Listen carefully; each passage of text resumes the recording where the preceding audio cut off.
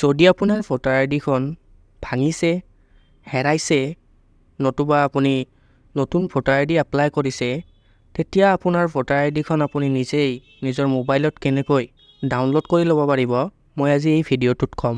Voter আইডিখন download কৰিবলৈ পোনপ্ৰথমে আপুনি প্লে ষ্টৰত গৈ ভোটাৰ হেল্পলাইন নামৰ এপটো ডাউনলোড কৰি ল'ব।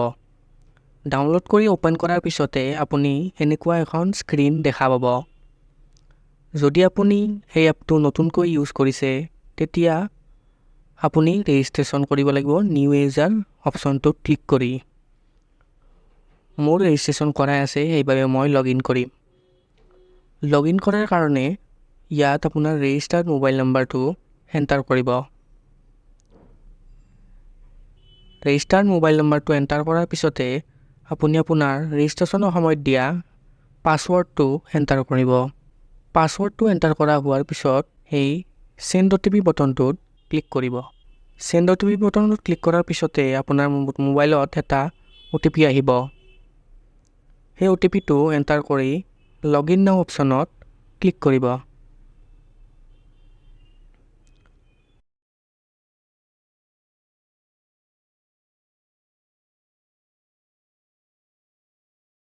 লগ ইন নাও অপশ্যনত ক্লিক কৰাৰ পিছতে আপোনাৰ এখন নতুন পেজ খোল খাব।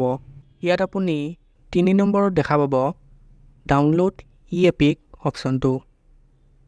সেইটো অপশ্যনত ক্লিক কৰিব। ক্লিক কৰাৰ পিছত আপুনি ইয়াত দুটা অপশ্যন দেখা পাব। যদি আপোনাৰ তাত আপোনাৰ ভোটাৰ আইডি নম্বৰটো আছে, তেতিয়া আপুনি য়েছ আই হেভ এপিক নাম্বাৰ অপশ্যনটোত ক্লিক কৰিব। আৰু যদি আপোনাৰ তাত ৰেফাৰেঞ্চ নম্বৰ আছে, তেতিয়া আপুনি য়েছ আই হেভ ফৰ্ম ৰেফাৰেঞ্চ নাম্বাৰ অপশ্যনটোত ক্লিক কৰিব।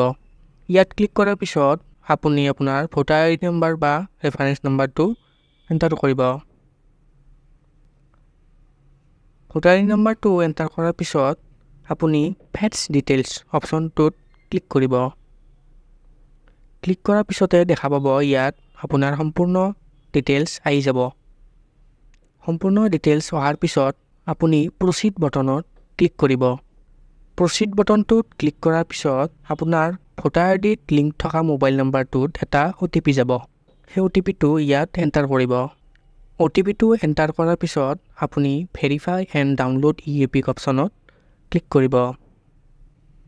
পিছত আপুনি দেখা পাব আপোনাৰ ভোটাৰ আইডিখন ডাউনলোড হৈ গৈছে। ভোটাৰ আইডিখন মোবাইলত ছেভ কৰিবলৈ কাষত থকা শ্বেয়াৰ অপশ্যনটোত ক্লিক কৰিব আৰু ইয়াত থকা ডাউনলোড অপশ্যনটোত ক্লিক কৰিলে আপোনাৰ ভোটাৰ আইডিখন ডাউনলোড হৈ যাব।